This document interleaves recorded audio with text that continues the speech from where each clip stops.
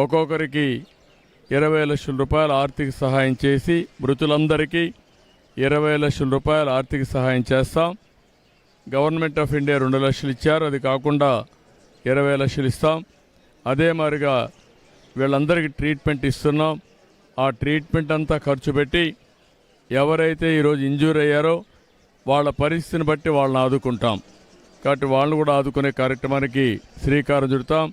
వీళ్ళు కాకుండా ఎవరైతే వీళ్ళల్లో కొంతమంది చిన్న పిల్లలు ఉన్నారు, చదువుకోలేని పరిస్థితి కూడా ఉంది, వాళ్ళందరినీ చదివించే బాధ్యత రెసిడెన్షియల్ స్కూల్స్లో పెట్టి ప్రభుత్వం తీసుకుంటాం.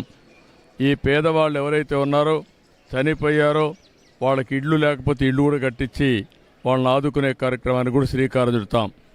కుటుంబాలను ఆదుకుంటాం, దోషుల్ని కఠినంగా శిక్షిస్తాం.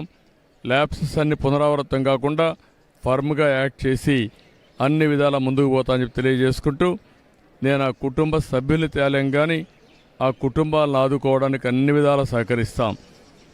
ఎవరైతే చనిపోయారో ఆ కుటుంబ సభ్యులకు నా ప్రగాఢ సానుభూతి తెలియజేసుకుంటూ, చనిపోయిన వారందరూ కూడా ఆత్మశాంతి కలగాలని భగవంతుని ప్రార్థిస్తూ సెలవు తీసుకుంటున్నాను.